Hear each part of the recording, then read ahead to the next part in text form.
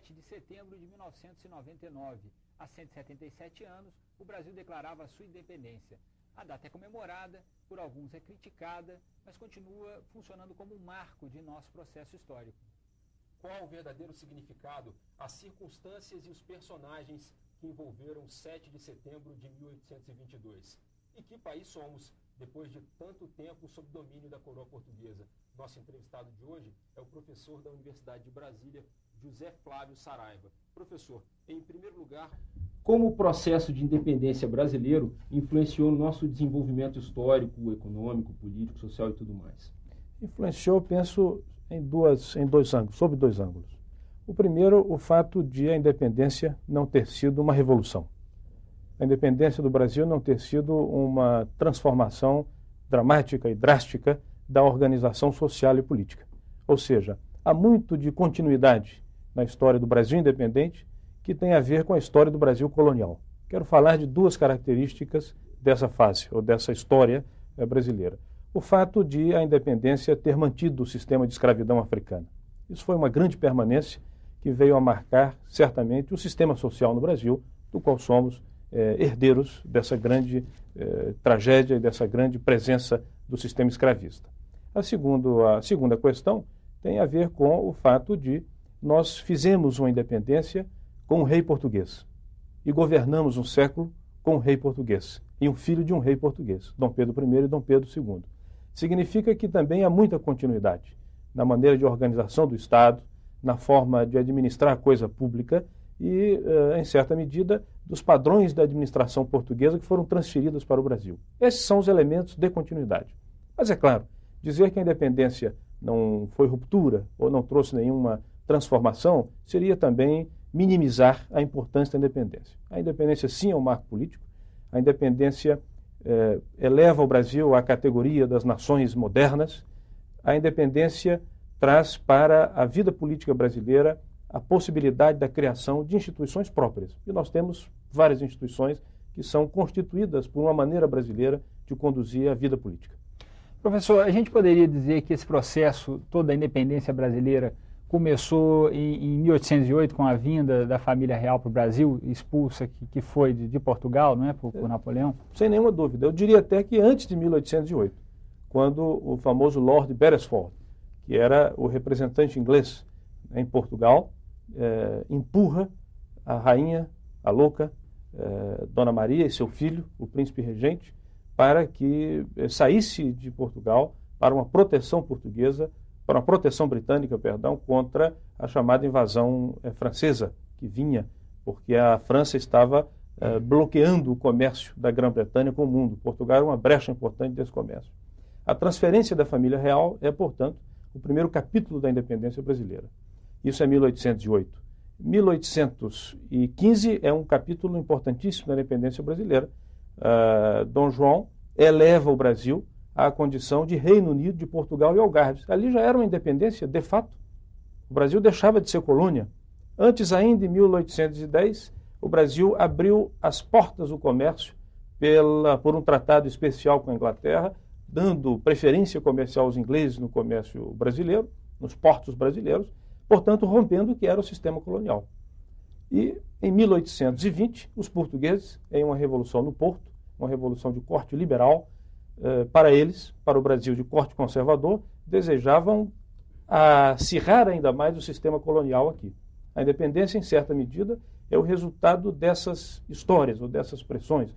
O 7 de setembro tem o valor simbólico, certamente, mas ele é, sobretudo, o resultado de um processo de afastamento dos interesses dos que estavam no Brasil em relação aos interesses dos que estavam em Portugal. O senhor falou de um processo de continuidade no século XIX. E o Brasil é conhecido como o país do meio termo. Tanto que José Bonifácio ele era um conservador, que pregava a independência, mas ele fez questão de que o regime continuasse monárquico após a independência. Como é que nasce essa tradição das soluções negociadas, digamos assim, no Brasil, na nação brasileira? A sua observação é muito importante. O Brasil tem uma grande tradição conciliatória, que é por todos registrada, e que, sem dúvida alguma, tem a ver com essa forma em que o Estado português veio para o Brasil e a maneira em que essas lideranças políticas se estabeleceram nesse sistema. José Bonifácio era um brasileiro ilustre, nascido no Brasil e que se destacou em Coimbra, um estudante em Coimbra, depois veio a ser professor em Coimbra, a grande universidade portuguesa de então, e só voltou ao Brasil em 1819, já depois da transferência da corte. Cresceu enormemente porque representava, sem dúvida alguma, um pensamento liberal, esse que significava imaginar a independência do Brasil, a ruptura com Portugal. Mas um liberal conservador, porque queria, como toda a elite dominante, queria a manutenção da coroa. Não queria a tese republicana, que já se espraiara pelo Nordeste brasileiro em 1817, portanto, no meio da ebulição da independência, quando os revoltosos de Recife queriam a ideia republicana. Então nós temos um caudal de forças políticas e pensamentos políticos, inclusive republicanos, que não sobrevivem à avassaladora presença desse pensamento que o José Bonifácio representa, mas não só ele, o Visconde de Cairu e tantos outros. Ou seja, uma vertente liberal, no sentido da luta pela independência, e conservadora, no sentido da manutenção das instituições da escravidão e um sistema político monárquico.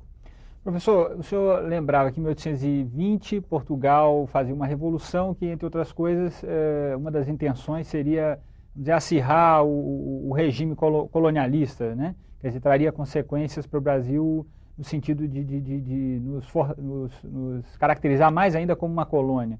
Então a gente pode dizer que o 7 de setembro, além de todo esse contexto provocado pela vinda da família real, ele foi uma reação mais direta a essa revolução? Em certa medida, sim, você está certo. Em 1820, como nós dizíamos, os habitantes do Porto, a burguesia do Porto, se insurge, na verdade, contra os ingleses, depois da dominação inglesa. Eles querem governar Portugal. Só que governar Portugal significava levar o rei, que estava no Brasil, cujo centro da coroa era o Rio de Janeiro, não mais Lisboa nem o Porto. Então, a grande revolução do Porto de 20, é uma revolução voltada para a independência de Portugal, e significava isso levar o rei. Ao mesmo tempo, como os ingleses tinham tido preferências comerciais a partir de 1810, significava também combater os ingleses no Brasil e, sobretudo, recolonizar o Brasil, recolocar o Brasil no sistema do exclusivo colonial. O que era o exclusivo colonial? Era que todo o produto brasileiro, extraído do Brasil, tinha que ir para Portugal. Podia ir para outro canto, mas tinha que passar por Portugal. Essa é a tese das cortes que se reúnem no Porto, exigindo o retorno do rei, agora rei, né? Porque quando morre a rainha Dona Maria, o rei assume em 1818. O Dom João deixa de ser príncipe regente, passa a ser rei. Exige o retorno do rei. Só que o rei não queria ir para Portugal, foi obrigado a ir a Portugal. E deixa aqui o seu filho. E diz a ele, ao perceber a tendência independentista: cuide dessas terras antes que algum aventureiro faça, em outras palavras. Mas deixou essa tese, deixou essa ideia, porque percebera Dom João, que não tem nada a ver com o que a Carla Camurati desenha no seu livro, no filme Carlota Joaquina, acerca de Dom João. É uma grande justiça histórica colocar Dom João como grande comedor de frangos, né, e um homem sem visão política. Dom João enxergou o Brasil. Dom João enxergou o fato de que aqui havia forças e interesses que dariam muita estabilidade em uma forma de governo organizada e independente. E Dom João fez essa transição. Ele é um homem cêntrico na compreensão da independência brasileira. O senhor diria, então, que pelo menos 50% do crédito da independência brasileira teríamos que dar a Dom João, que em geral lembramos mais de Dom Pedro I, né? Sem dúvida, sem dúvida, sem dúvida. Dom Pedro era um rapaz de 24 anos. Dom João era um homem que havia experimentado a ocupação francesa, que conhecia os meandros da política portuguesa, que trouxeram o Estado português.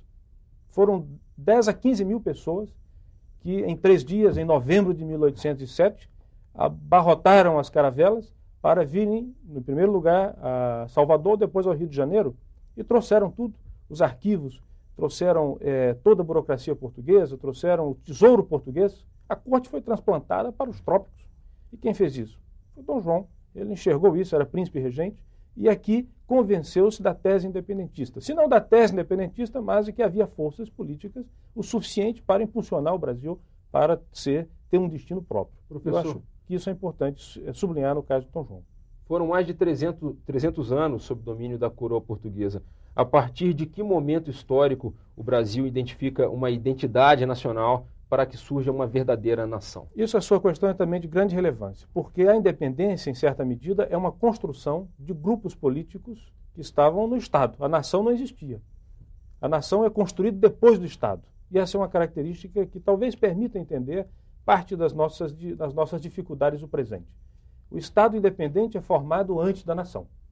A nação brasileira, é claro, há matrizes, há raízes no período colonial, nos 300 e tantos anos que você se referia, mas a nação é, sobretudo, uma construção do século XIX para o século XX. A formação brasileira. Quantos brasileiros éramos na independência? Éramos em torno de 5 milhões de brasileiros, dos quais 3,5 milhões eram escravos, outra parte livre. Então não tínhamos uma nação, eram ilhas, né? Era um universo despovoado. Essa construção foi gradual, onde certamente o Estado teve uma grande força no sentido de construir teve um grande poder no sentido de construir uma nação com uma liderança política muito orgânica, muito conciliatória. Mas também tem uma nação que cresceu de baixo para cima, não é? A nação dos miscigenados, a nação das fronteiras, a nação dos sertões, a nação das minas, a nação daqueles que eram escravos e que algum dia conquistaram a liberdade, ainda que limitada pelas condições econômicas impostas, né? Professor, o episódio da abertura dos portos, que guarda alguma similitude aqui com esse momento que nós vivemos de abertura, de globalização, né? Qual foi o impacto naquele momento da abertura dos portos, né, levada a cabo por Dom João? E completando a pergunta, vários historiadores e várias pessoas que estudam, que se debruçam sobre a história, acreditam que a independência do Brasil foi apenas uma possibilidade de se abrir o comércio com outros países e não somente com Portugal. Qual é a sua visão sobre isso? Veja bem, isso é muito interessante, porque Dom Pedro, ao chegar, as primeiras atitudes são de implantar indústrias no Brasil, porque tinha a ideia produtivista. A ideia que seria modernamente apresentada do desenvolvimentismo, né? Postem nas palavras do século atual. E isso tudo não gera nada nas primeiras décadas, porque o fato simultâneo foi a da abertura dos portos. Imposição britânica, sem dúvida alguma. Negociada, sem dúvida alguma. Mas, sobretudo, essa política de portas abertas causou grande ruína à possibilidade de uma evolução econômica mais importante, mais efetiva, de base local, nas primeiras décadas da independência do Império. Mas em 1840, o Brasil já rompe esses acordos, pela chamada Tarifa Alves Branco, e passa a ter um certo desenvolvimento já mais interno, produtivo, muito interessante e importante, que vai, em certa medida, explicar quanto depois da industrialização se beneficiou dessas medidas de fim das preferências britânicas no comércio brasileiro. É possível falar sobre uma tradição imperialista influenciando nesse século XIX, XX e XVIII no Brasil? No início do século XIX não se falaria tanto de imperialismo, mas falaria de um liberalismo muito forte, liberalismo político-econômico liderado pela Grã-Bretanha, que tinha certamente o que nós chamamos de política de portas abertas. Tinha que abrir todo canto. Isso era um grande cinismo histórico, porque a Inglaterra tinha sido partícipe do grande tráfico de escravidão. E agora queria encerrar a escravidão e abrir os portos para um novo ciclo liberal. Cinismo das elites britânicas, sem dúvida, mas, sobretudo, um projeto válido para os ingleses, do seu desenvolvimento, da sua revolução industrial, né? Claro. Ao Brasil tocou acompanhar algumas dessas teses, perceber que elas não se adaptavam ao projeto brasileiro e modificá-las ao longo do século XIX. O Brasil teve uma relação com a Grã-Bretanha no século XIX, que foi uma relação não só de dependência, como alguns dizem, mas uma relação de enfrentamento de dificuldades econômicas e políticas com relação a essas tarifas, para proteger algum desenvolvimento de uma indústria nacional. Isso ocorre no século XIX, é esse embate. O parlamento brasileiro é cheio dessa discussão no século XIX. Certo. Professor José Flávio, no momento em que, ao mesmo tempo em que José Bonifácio, que é tido como patriarca, né, da independência, ele, de alguma forma, orientava Dom Pedro no sentido da linha que adotaria nesse rompimento, e tendia sempre a uma linha mais conservadora, vamos dizer assim. Existia uma corrente mais liberal também, sim, que preconizava um liberalismo, enfim, a abolição da escravidão. E que fim levou essa corrente a partir do momento que fica definida a linha da independência adotada? No momento imediato da independência, na verdade, só duas grandes correntes. O que nós chamaríamos provisoriamente de um partido brasileiro, em torno do qual José Bonifácio arregimenta forças, e um partido português, que era a burocracia portuguesa e os altos comerciantes portugueses que estavam no Brasil, esses que defendiam a recolonização. essa gente é posta para fora do Brasil, né, a retornar dos portugueses. Depois, esse partido brasileiro vai se dividir, porque já vinha de antes também dividido. Não era exatamente um partido orgânico, era uma mistura de gente. Mas havia essa tendência que terminou predominando, em torno da qual o José Bonifácio exerceu inconteste liderança. Havia setores mais intermediários e havia setores mais radicais, desses que imaginavam que a independência não seria monárquica, mas já republicana, que significaria já a ruptura do sistema da escravidão. Essa era a vertente que vinha já, digamos, do pensamento das Minas, do final do século XVIII, da Inconfidência, mas ainda não firme pensamento, não firme convicção, mas chegava a Revolta dos Alfaiates, de 1817, e que transbordaria em 1824, 2 anos depois da independência, com a Confederação do Equador. Quais seus líderes? Feijó, Cipriano Barata, eram republicanos, iluministas de corte francês, queriam fazer uma revolução francesa no Brasil, queriam estabelecer uma república liberal, aberta, né? Essas tendências tiveram todas. E o republicanismo brasileiro, que no final do século leva aquela conjugação de forças à proclamação da República, ele tem essas matrizes históricas. Ela vem do século XVIII, século XIX, e estiveram essas forças presentes na independência. Os movimentos rebeldes do século XIX e XVIII eram todos tidos como elitistas, exemplo da Conjuração Baiana, da Inconfidência Mineira, da Revolta dos Pernambucanos. E sobre a independência do Brasil, que influências esses movimentos tiveram sobre a independência e se ele também teve um corte Esses movimentos do século XVIII, na verdade, os 1700, eram movimentos autonomistas. Eles queriam mais autonomia para o Brasil com relação à questão fiscal, que havia uma grande opressão fiscal de Portugal, especificamente no caso das Minas, mas há também uma vertente política autonomista, que é essa que eu me refiro, que esteve muito forte em Pernambuco durante a segunda metade do século XVIII, início do século XIX. Que influência isso teve na independência? Do ponto de vista da direção da independência, nenhuma. A independência foi feita em um patamar superior, foi feita por um jogo das elites, foi feita sobretudo com essa guerra política dos aristocratas rurais brasileiros, senhores de terra, senhores de escravos, versus a burguesia portuguesa do Porto que queria recolonizar. Essas são as forças principais. Não excluem as demais, né? as que nos referimos. E essa memória do século anterior e a questão dos republicanos no início do século XIX. Mas essas vertentes não alcançaram o aparato de poder. O José Bonifácio tinha um irmão que era bastante mais radical que ele, né, que era um famoso trio, eram os 3 irmãos. O José Bonifácio era o mais conservador deles, era o mais próximo a Dom Pedro, próximo à maçonaria, que ocupou também uma força, foi também um fator importante, né, dos segredos e dessa espécie de conluio, né, que a independência terminou sendo, do ponto de vista do palácio, né?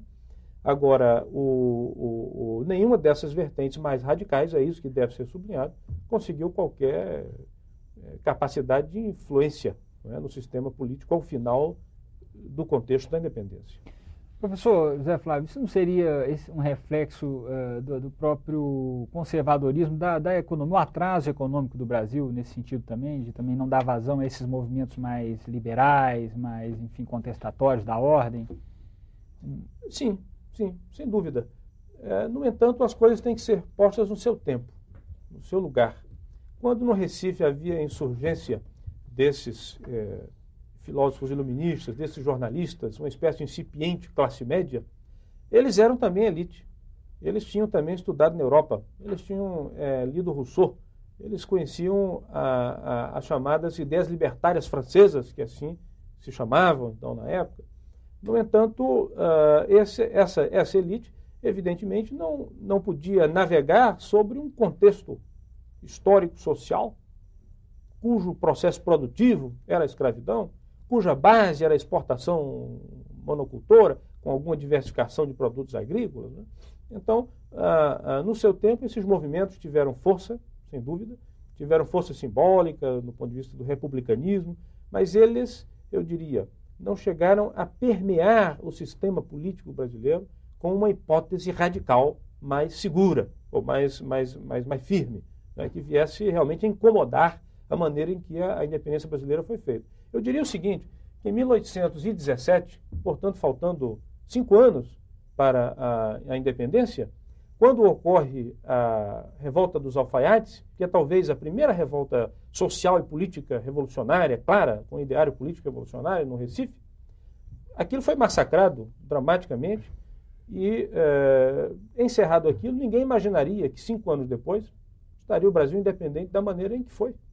Né? Quer dizer, não havia ninguém que prevesse essa possibilidade. Claro que o Brasil já vinha se independizando, mas a independência política, oficial, no seu ato solene, né, do 7 de setembro. Ninguém imaginava vamos dizer assim, o desenvolver daquele processo daquela maneira, da forma que aconteceu. Uma última pergunta, professor. Infelizmente, nosso tempo está se esgotando, mas o Brasil possui ou não tradição democrática? Existem 2 visões sobre isso. Uma que diz que nós temos eleições parlamentares desde 1826 e outra que lembra, por exemplo, da participação dos militares na política nos últimos 100 anos, o que denotaria uma fragilidade das estruturas políticas. Qual a sua opinião sobre isso? O que é interessante disso é que no século XIX o Brasil produziu uma certa tradição democrática, mas uma democracia muito falsa, uma democracia ao revés das tendências democráticas europeias, porque era uma democracia censitária, cujo voto era censitário e sustentada em um grande bolsão social da escravidão e de emancipados que viviam às margens do sistema político e do sistema social. Quer dizer, é uma democracia capenga.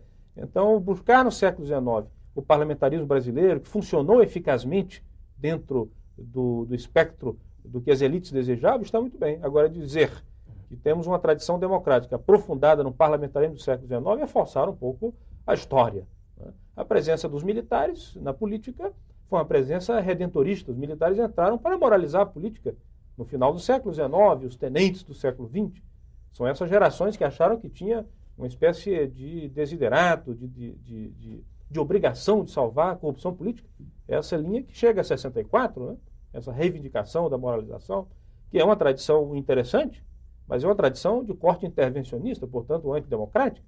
Eu diria que o Brasil ainda é uma jovem democracia e que tem muito a aprender. Professor José Flávio, gostaria de agradecer a sua presença aqui nos nossos estúdios. O assunto realmente dá margem a uma conversa longa, né? São muitas questões que a gente tem aí para abordar, mas gostaríamos de agradecer então a sua entrevista e você, telespectador, continue com a nossa programação. Obrigado e até a próxima.